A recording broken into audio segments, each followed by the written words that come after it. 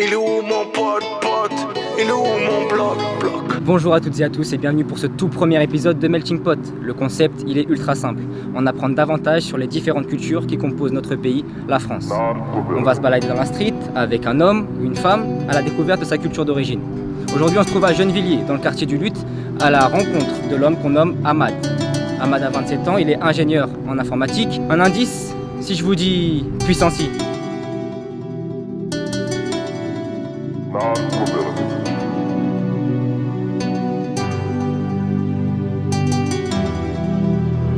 Ahmad, Samy, comment tu vas? Cool ou quoi? Tranquillement, ça se Merci passe? de nous accueillir. T'inquiète, tout plaisir est pour moi, ça se passe? Ça a va été très bien, Tranquillement merci beaucoup. Ok, bah cool. Le but, c'est qu'on se balade un petit peu dans ton quartier et qu'on aborde ton rapport avec ton pays d'origine qu'est le Mali. Ça va? Moi ça me va, hein. Franchement, avec plaisir. Hein. Ça marche. On va faire comme ça. On fait ça. Suivez-nous, suivez-nous.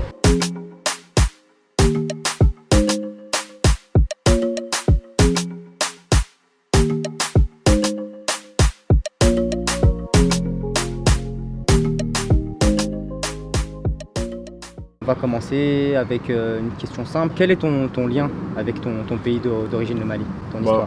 Moi, mon lien avec le pays, c'est déjà, premièrement, c'est mon pays d'origine. Le lien, je l'ai gardé grâce à mes parents. Ça, c'est la première chose. Et deuxième chose, moi, je suis né là-bas. Je suis né au Mali, je suis arrivé ici à l'âge de 4 ans. Et j'ai quand même gardé un lien assez fort parce que j'avais commencé une vie là-bas. Moi, j'avais commencé l'école, j'étais en école privée là-bas. Je restais en contact avec mes cousins, mes oncles, mes tantes. J'y allais, pas régulièrement parce que c'est super cher les billets, mais j'y allais, on va dire, tous les 3-4 ans à peu près. Tous les 3-4 ans, donc ça va, j'ai gardé un lien quand même assez fort. Là, vu qu'on est un petit peu dans le côté historique, tu pourrais nous donner une date symbolique pour ton pays, le Mali? Une date symbolique? Pour moi, une date symbolique, je pense, ça va être quoi? Ça va être l'indépendance du Mali, le 22 septembre 1960. L'indépendance du Mali, pourquoi cette date-là? Parce que c'est la date où on a décidé de s'émanciper un peu de l'empire colonial de la France et qu'on a obtenu notre indépendance. Bon, on va pas rentrer dans les sujets, dire ce qu'on est réellement ou pas, tu vois, mais en tout cas, c'est à cette date-là que on a décidé de prendre en main notre histoire, pour reprendre en main notre histoire. Est-ce que tu pourrais nous parler d'un personnage symbolique pour le Mali? J'en ai deux qui me viennent en tête, je suis obligé de te parler des deux en fait. Ouais. Donc le premier c'est Soundiata Keita, donc lui c'est le fondateur en fait de l'Empire du Mali. Après en réalité Empire du Mali, on dit Empire du Mali parce que c'est la zone la plus vaste en fait qui composait l'Empire, mais en réalité il s'étendait dans plusieurs pays comme par exemple la Guinée, et lui justement Soundiata Keita, lui il est né justement dans l'actuelle Guinée en réalité, il est même pas né au Mali. Okay. Mais après pourquoi je te parle de lui parce que c'est historiquement parlant l'Empire du Mali, voilà, c'était vraiment quelque chose, c'était un empire hyper puissant, donc ça c'est le premier. Et deuxième c'est Kankou Moussa, tu vois, Mansa Moussa ou Kankou Moussa. Okay. Et lui en fait, je crois que c'était le deuxième empereur, lui, ouais. Manding, je crois, deuxième. Ça à vérifier. Mais en tout cas, lui, en fait, sa spécificité, c'est que pendant son pèlerinage, en fait, à la Mecque, le Mali, c'est un des pays, le pays est hyper riche en or, en fait. Okay. Et donc, ce qu'il a fait, c'est que pendant son pèlerinage à la Mecque, il distribuait beaucoup d'or, en fait, sur son chemin en partant. Et il a donné tellement d'or, en fait, que, il a fait chuter, en fait, le cours de l'or, tu vois. Il a fait chuter le cours de l'or. Et ça a duré pendant des années, tellement qu'il avait distribué d'or. Et en fait, lui, on dit quoi de lui? On dit que c'est l'homme le plus riche de tous les temps. Est-ce que tu peux me dire un petit peu les langues qu'on parle dans ton pays et aussi m'apprendre quelques petits mots, des petits mots de base qui peuvent être, ou qui sont utilisés dans l'argot français par exemple, tu vois? Ok. Alors déjà, les langues, franchement, il y en a énormément. Je ne pourrais jamais te dire le nombre de langues qu'il y en a. Je peux te donner des exemples de langues que je connais. Moi, par exemple, je parle le bambara. D'accord. Je suis pas bambara, mais je parle le bambara parce que je suis né dans la capitale, c'est la langue nationale. Ok. Donc moi je parle le bambara. Mais par exemple, moi ma famille elle est soninké, tu vois. Il y a soninké, il y en a qui vont parler Peul, il y en a qui vont parler khasonké. Mon père lui par exemple il parle le bozo. En soninké, il y a un mot qui revient souvent, c'est amora, tu vois. Amora. Ouais, ça veut dire? Amora ça veut dire, nous on a l'équivalent bambara c'est somoro, tu vois. En gros c'est la famille. En gros c'est pour dire comment la famille elle va. La famille. Tu vois. Comment la famille elle va et tout. Okay. C'est le sens en tout cas que moi j'ai. Comment tu dis? Compris. Amora. Ça c'est le soninké qui dit. En bambara nous on dit somoro. Somoro. Somoro, en gros, c'est la maison et Moro c'est les gens. Donc les gens de la maison, c'est la famille. Des mots qu'on utilise, il y en a pas mal. Hein. Moi par exemple j'ai Babtou. Babtou ça vient de Toubabou en fait. Et c'est du bambara. Ok. Tu vois. Comment tu dis bonjour, salut. Bonjour Anis Sorama. En bambara on dit Anis Sorama, ça c'est bonjour. Anis Clé, c'est en gros c'est pas bon après-midi, mais tu sais c'est un bonjour de l'après-midi. Et en dessous, c'est bonsoir. Écoute, on vient de finir cette première partie. Ouais. C'était très enrichissant, on a appris beaucoup de choses. Là, je commence à avoir un petit creux. Je ne peux pas te cacher que je commence à avoir faim. Si tu connais un bon endroit dans le coin où tu peux m'emmener en manche typique de ton pays, je te suis. Bah vas-y hein. Là j'hésite entre deux choses, mais je pense que je vais plutôt te ramener au foyer. Je vais te ramener. Au foyer, vas-y. Je t'aurais ramené dans un restaurant, tu vois, mais le problème c'est que ça va être des plats revisités, ça va être trop présenté. Ça me va. Moi je vais te ramener dans un endroit où tu vas manger comme si tu étais là-bas. Donc ça c'est le foyer. Là-bas il n'y a pas d'artifice. Direct. C'est du cash.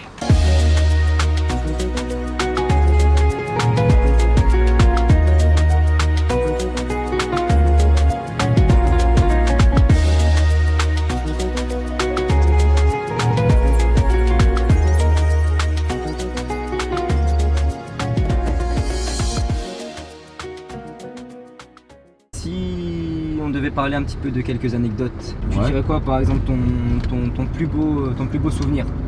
La meilleure année, c'était l'année où justement j'étais revenu. En fait, c'est la première fois que je suis allé au Mali, après que je suis arrivé en France en fait. J'avais ma petite bande de potes, tu vois. Ma petite bande de potes. Ouais. Et tous les jours on se levait et on se retrouvait dehors et vas-y, ils ont des jeux, tu sais, ils aiment bien chasser les lézards. Ils chassent des lézards, ils chassent des oiseaux et tout. Tu vois, c'est le délire, simple, ça. C'est simple. Voilà, ils s'amusent. Ouais. Il en faut peu pour s'amuser, tu vois. Ouais.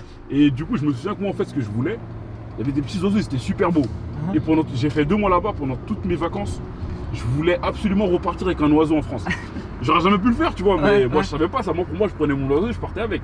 De toutes les vacances, mes potes ils m'ont aidé à chasser. Et t'as réussi? Écoute, hein, mon dernier jour au Mali, j'ai un pote, il s'est levé super tôt pour moi. Il est parti, il s'est dit, il lui faut son oiseau, tu vois. Et je te jure, ils m'ont ramené un oiseau. Ils m'ont ramené un oiseau, ils avaient même trouvé une petite cage que j'avais trouvée à l'avance. Ouais. Et t'as vu le ramener en France, hein? Ma mère elle m'a dit non.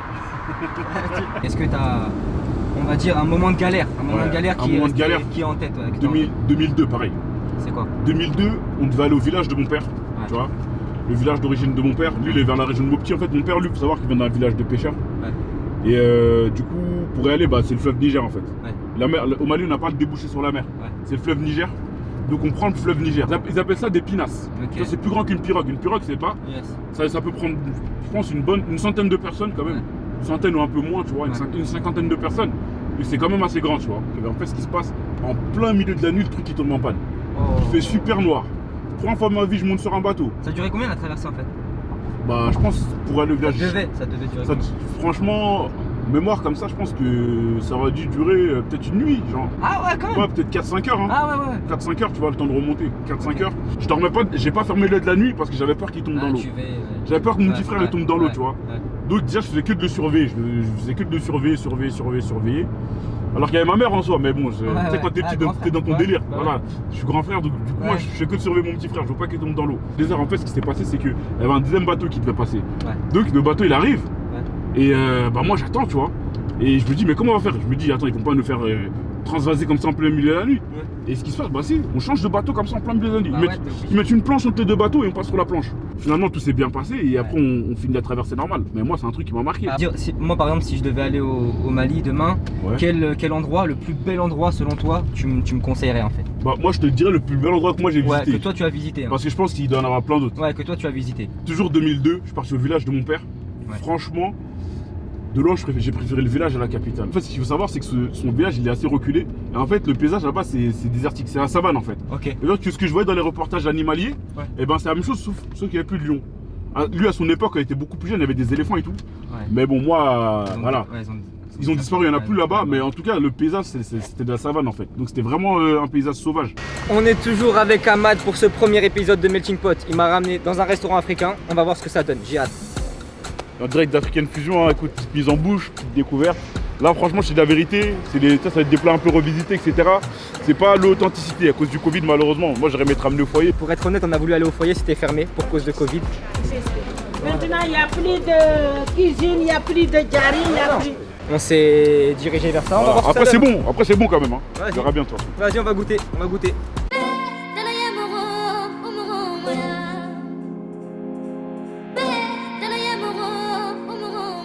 On est de retour. J'ai pris un petit jus de bissap, un mafé. Ahmad, il a pris. Moi, j'ai pris du coup un tchèb un peu revisité, bien sûr. La déco, au Mali, c'est pas comme ça. Et ici, du coup, Amine, toi, t'as pris un Yassa. Amine, Yassa. Après, faut savoir que le nom de tchèb, nous, on l'a connu. Moi, j'ai connu ça en France, perso.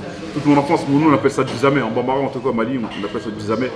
J'avais jamais entendu tieb à part en France. Il faut savoir qu'ils ont une déclinaison. Par exemple, le mafé, tu peux le retrouver au bœuf aussi. Là, c'est poulet, mais tu peux le retrouver au bœuf. Et le tieb, par contre, tu peux l'avoir avec du poisson, du poulet ou du bœuf. Et il y a ça, par contre, exclusivement, c'est du poulet. Je pense que tu peux l'avoir en bœuf, mais non, on dit toujours il y a ça poulet parce que ça se mange comme ça, tu vois. Après, là, on a du bissap aussi. Ouais. Ça, c'est avec des pétales de fleurs d'hibiscus. On va goûter ça. Pour ma part, c'est archi bon. Beurre d'arachide, non, c'est quoi? L'arachide tout court? Ouais, c'est ça. Enfin, c'est du beurre d'arachide, c'est ça. Cacahuète, c'est archi bon. Archi bon. Et toi, tu as goûté? Du coup, pour ma part, non, je n'ai pas goûté, attends, vas-y. Du coup, je prends un peu de carottes, tu as des légumes dedans. Ahmad, Ouais, dis-moi, Ouais. j'ai une question pour toi. Dis-moi une caractéristique, une spécificité qui caractérise en fait les habitants de ton pays, le Mali. Alors, une spécificité. Ouais. Je pense que tu vois, il y a plein de monde, même toi, je pense que tu as dû le remarquer. Il y a un truc, c'est les noms de famille en fait. Les noms de famille, tu vois, t'as plusieurs familles, tu vois, ils n'ont rien à voir dans toutes les cités, dans tous les quartiers. Ouais. Tu dois avoir des noms de famille qui ressortent, tu vois. Des noms de famille comme Camara, des Fofana, des Koulibaly, tu vois. Dans chaque quartier, j'en suis sûr et certain, il y a une famille qui a son nom de famille là, tu vois. D'accord. Et c'est forcément des familles Pas forcément maliennes. D'accord. Pas forcément maliennes, beaucoup maliennes. En fait, après ça c'est plus lié à l'histoire commune, tu vois, de l'Empire. Il y avait un empire. En fait, il faut savoir que chaque nom de famille est lié un peu à une fonction, tu vois. Ok. À une fonction, à une ethnie un peu. Et est-ce qu'ils veulent dire forcément quelque chose, ces noms de famille? Enfin, ça veut dire, ça signifie quelque chose ou non? Bah ça signifie, c'est plutôt un rang, on va dire. Un rang, Ok. une fonction un peu, tu vois.